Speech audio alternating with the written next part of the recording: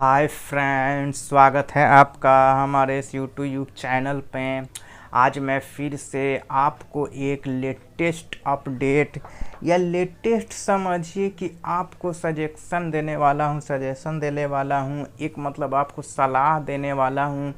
अभी क्या है 12 का रिज़ल्ट आ चुका है दोस्तों, और बहुत सारे बच्चे क्या है सस्पिशन में हैं कि हम किस सब्जेक्ट से ग्रेजुएशन करें, किस तरफ जाएं, किस किस दिशा में मेरा एक अच्छा कैरियर होगा। तो इन सभी की चर्चा हम इस वीडियो में करने वाले हैं कि अगर आप आर्ट्स के स्टूडेंट हैं तो आप किस किस फील्ड में जा सकते हैं, अगर आप साइंस के स्टूडेंट हैं तो किस फील्ड में जा सकते हैं, और अगर आप कॉमर्स के स्टूडेंट हैं तो किस फील्ड में आप जा सकते हैं। तो इन सभी बातों की चर्चा हम इस वीडियो में करने वाले हैं दोस्तों। लेकिन उससे पहले अगर आप हमारे चैनल को पहली बार देख रहे हैं तो इस चैनल को सब्सक्राइब करके बेल आइकन पे टैप कीजिएगा। तो चलिए शुरुआत करते हैं। देखिए, 12वीं के बाद बेहतर करियर के लिए कई विकल्प होते हैं, बहुत सारे ऑप्शन होते हैं आपके पास, लेकिन आप थोड़े देर के लिए कंफ्यूज हो जाते हैं कि किस फील्ड में जाएं। तो आज उसी कन्फ्यूजन को मैं आपको आज मैं उसी कन्फ्यूजन को दूर करने वाला हूं। आपके दिमाग में जो अभी कन्फ्यूजन होगा, बहुत सारे बच्चों का दिमाग में अभी कन्फ्यूजन चल रहा है। देखिए, इंटर में सफलता के बाद छात्रों के पास कई तरह के विकल्प होते हैं, बहुत सारे विकल्प हैं। छात्रों को अपनी रुचि के हिसाब से विकल्प चुननी चाहिए। देखिए, जिस सब्जेक्ट में आपको इंटरेस्ट है उसी के अनुसार आपको अपना विकल्प चुनना चाहिए, ऑप्शन को चुनना चाहिए। ये नहीं कि आपका साइंस में इंटरेस्ट है और आपने ऑप्शन चुन लिया आर्ट्स का, तो ये गलत है। उसमें आप एक बेहतर करियर नहीं बना सकते।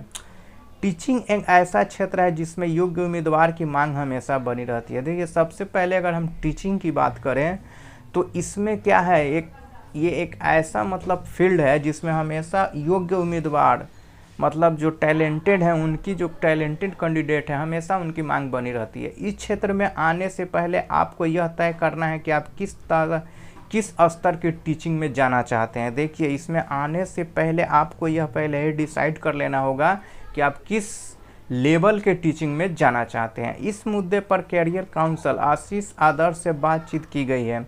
उन्होंने कैरियर के बारे में विस्तार जानकारी दी है। देखिए, अब इसमें कैरियर काउंसलर जो हैं आशीष आदर्श, उन्हीं से बातचीत की गई है और उन्होंने ही कैरियर के बारे में विस्तृत जानकारी दी है, जो मैं आपके सामने प्रस्तुत कर रहा हूँ। देखिए, वैसे विकल्प जो आर्ट्स छात्र पसंद करते हैं, अगर आप आर्ट्स को पसंद करते हैं, आपका आर्ट्स में रुचि है, तो देखिए आप कौन कौन से फील्ड में जा सकते हैं। सबसे पहला है टीचिंग।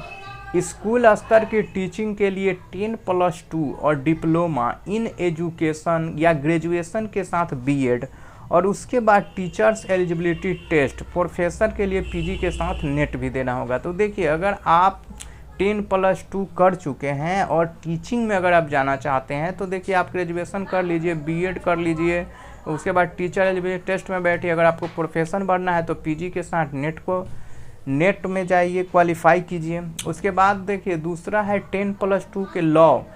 10+2 के बाद 5 वर्षीय लॉ इंटीग्रेटेड कोर्स के लिए कॉमन लॉ एडमिशन टेस्ट यानी कि क्लैट में बैठना होगा। देखिए, अगर आप लॉ की तरफ जाना चाहते हैं, अगर कानून में आपको इंटरेस्ट है, तो आप अगर उधर जाना चाहते हैं तो आपको 5 वर्षीय इंटीग्रेटेड कोर्स कॉमन करना होगा। उसके बाद क्लैट में बैठना होगा, ये भी एक एग्ज़ाम होता है। हालांकि कई दूसरे निजी विश्वविद्यालय अपना इंटरेस्ट टेस्ट भी कराते हैं, तो आप अगर प्राइवेट यूनिवर्सिटी से करेंगे तो इंटरेस्ट टेस्ट कराने के बाद आप लॉ में एडमिशन ले सकते हैं। अगर आप गवर्नमेंट में जाना चाहते हैं तो देखिए आपको क्लैट एग्ज़ाम को पास करना होगा। उसके बाद देखिए यहाँ दोस्तों एसएससी, तीसरा विकल्प एसएससी है। ये आर्ट्स के छात्रों के लिए है। जो आर्ट्स के छात्र ग्रेजुएशन के बाद सरकारी सेवा में जाना चाहते हैं, अगर आप गवर्नमेंट फील्ड में काम करना चाहते हैं तो है, उनके लिए प्रत्येक वर्ष एसएससी देना होता है। फरवरी में अधिसूचना प्रकाशित होने के बाद आवेदन प्रक्रिया प्रारंभ कर मई से अगस्त तक परीक्षा संचालित की जाती है, जिसके बाद नौकरी मिलती है। तो देखिए, अगर आप ग्रेजुएशन आर्ट्स में हैं, आर्ट्स में आपकी रुचि है और ग्रेजुएशन के बाद आप सरकारी नौकरी करना चाहते हैं तो सबसे अच्छा विकल्प आपके लिए एसएससी है। और एसएससी क्या है, फरवरी में नोटिफिकेशन जारी करता है और इसके एग्ज़ाम जो है मई से अगस्त के बीच में होते हैं, जिसके बाद आपको सरकारी नौकरी मिलती है अगर आप क्वालिफाइड होते हैं तो। इसके बाद देखिए दोस्तों है बिजनेस मैनेजमेंट। अब आर्ट्स के छात्र 3 वर्षीय डिग्री कोर्स कर बिजनेस मैनेजमेंट भी कर सकते हैं। देखिए आर्ट्स के जो छात्र हैं, अगर आप तो 3 वर्ष का डिग्री कोर्स कर दिए और बिजनेस मैनेजमेंट में भी आप जा सकते हैं। इसे बीबीए यानी कि बैचलर इन बिजनेस एडमिनिस्ट्रेशन कहा जाता है। अगर आपको बिजनेस में रुचि, अगर आप चाहते हैं कि एक सक्सेसफुल बिजनेसमैन बने, तो आपको बीबीए करना होगा, बिजनेस मैनेजमेंट। तो इसमें भी आप जा सकते हैं। तो कहीं इसमें BBM bachelor in business management कहा जाता है। बीबीए का फुल फॉर्म क्या होता है दोस्तों, bachelor in business management, BBM का। और बीबीए का होता है बैचलर इन बिजनेस एडमिनिस्ट्रेशन। इसके अलावा देखिए इंडियन आर्मी में भी आप जा सकते हैं अगर आप आर्ट्स के हैं तो। सीडीएस यानी कंबाइंड डिफेंस सर्विस में प्रवेश की योजना अगर बना सकते हैं। साल में 2 बार होने वाली इस प्रवेश जांच परीक्षा में सालाना लगभग 500 छात्रों का चयन किया जाता है। देखिए आप अगर इंडियन आर्मी में जाके देश की सेवा करना चाहते हैं तो आपको सीडीए में जाने की योजना बनाए, तो आपको सीडीए में जाइए आप। इसका जो फुल फॉर्म होता है कंबाइंड डिफेंस सर्विस होता है।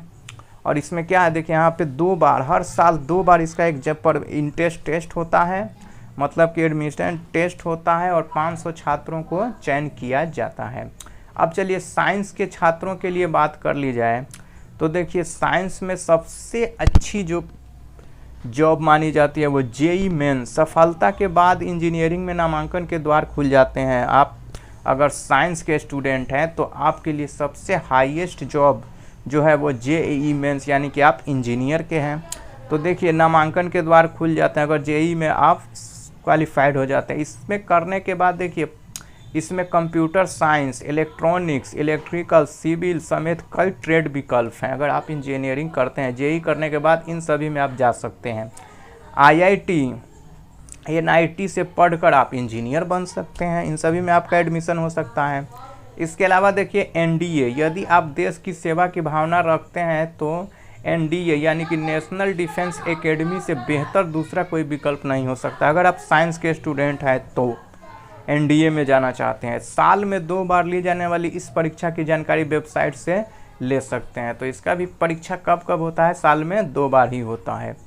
अब देखिए उसके बाद दोस्तों पीसीएम मतलब फिजिक्स, केमिस्ट्री और मैथ के बाद 5 वर्षीय बी आर्क यानी कि आर्किटेक्चर भी आपका एक है तो बी आर्क कर सकते हैं, यानी कि बैचलर इन आर्किटेक्चर में दाखिला ले सकते हैं। इसके लिए नाटा यानी कि national aptitude test for architecture की परीक्षा आपको देनी होगी। उसी तरह देखिए आप लॉ में भी जा सकते हैं, साइंस के हैं तो पीसीएम के छात्रों के लिए 5 वर्षीय बीएससी एलएलबी का कोर्स भी कर सकते हैं। इंटीग्रेटेड कोर्स भी एक बेहतर विकल्प है। क्लैट यानी कि कॉमन लॉ एडमिशन टेस्ट के माध्यम से इसमें भी आपका दाखिला हो सकता है।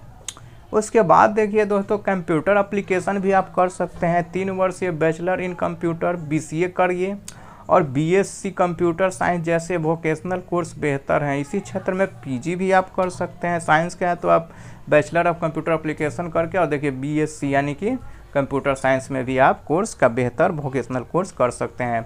इसके अलावा देखिए फैशनल टेक्नोलॉजी, 4 वर्षीय बीएफ टेक यानी कि बैचलर इन फैशनल टेक्नोलॉजी में क्रिएटिविटी जरूरी है। देश भर में कई महत्वपूर्ण संस्थानों में प्रवेश लिया जा सकता है। देखिए फैशनल टेक्नोलॉजी में भी आप कर सकते हैं, यानी कि बैचलर इन फैशन टेक्नोलॉजी 4 वर्ष का ये एक कोर्स होता है।